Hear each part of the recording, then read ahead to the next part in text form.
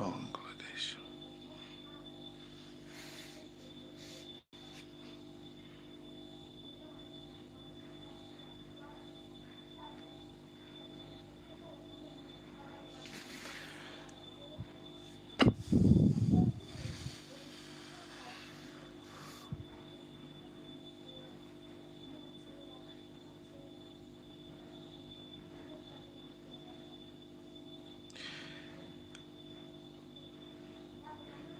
Bangladesh.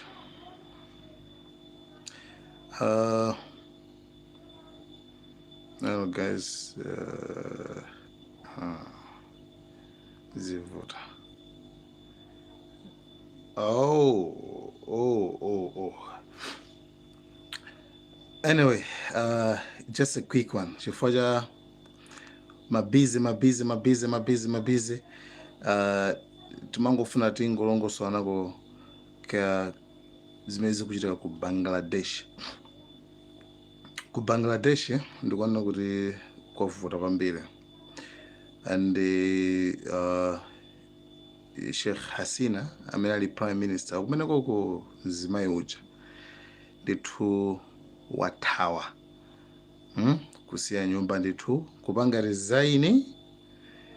wapanga resign then wathawa ku Bangladesh.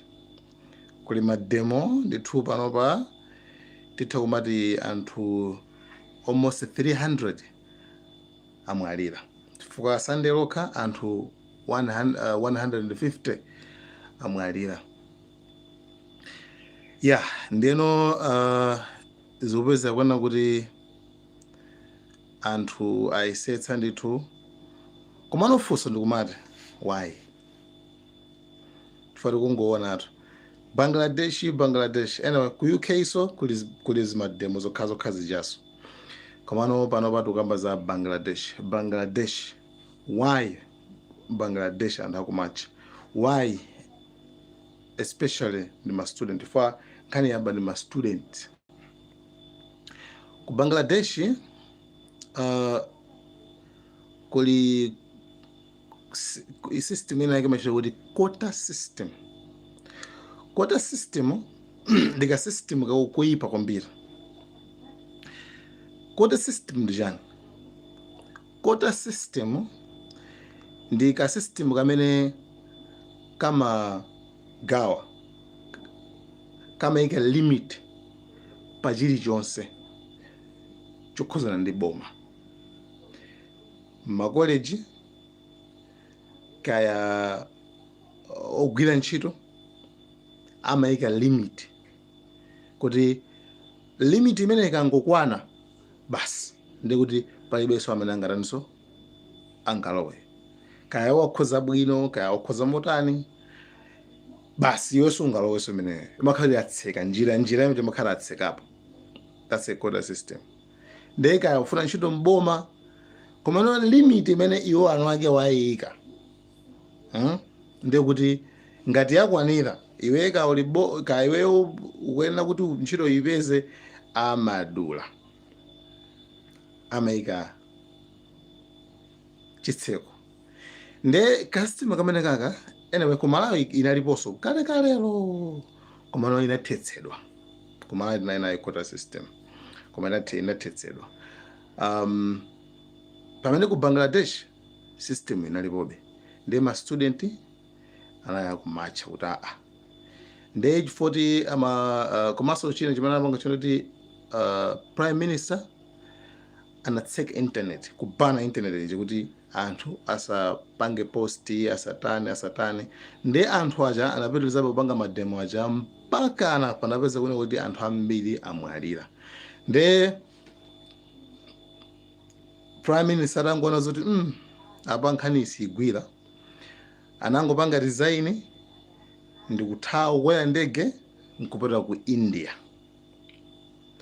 Anthu alowa nyumba mwake, nyumbatu zithunzi zake simene tena kuma ndizangotumiza zithunzi zake kuti muzione, nditumiza ndika pa anthu alowa nyumba mwake ndikugona pa bedi pake, ndikutenga mabra ake, ndikutenga zovala zake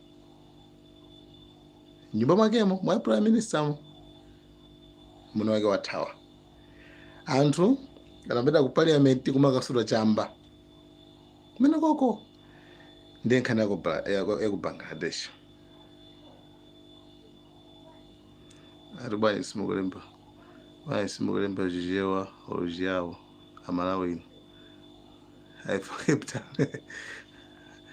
okay live Mpumalanga okay. Hey Aufi, you are the best. Thank you Mr. Aufi. Muhammad Intaba Mangut, yeah, thank you guys.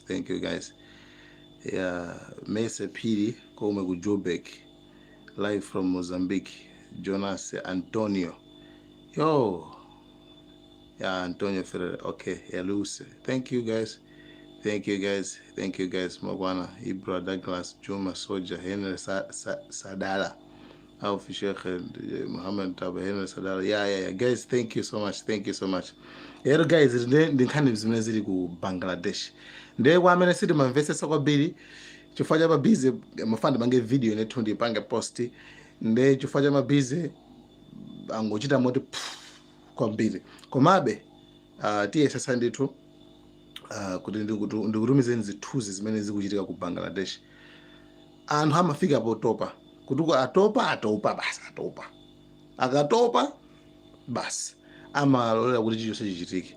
Imagine anthu 300 amwalira popanga protest, then osasiya kupitilizabe mpakana prime minister kungono apapa ndesigwira bwana ngopanga design ndithawe. Nkhani yake quota system ndimene yavuta kwambiri ku Bangladesh, kuyika limit ndiye chimene chimachitika mu quota system chimakhala chonchi.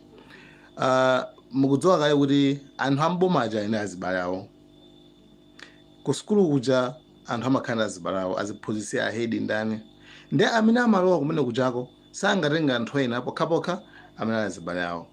Chimodzi ngati mboma mujaso amangotenga azibale awo ndi akalowa mboma muja ndi imagine kudzaze kuoma kuja kwalowa kale anthu kenako ayike chitseko basi kuti akwana nambala iyi akwanatu then enawo makhala mbola.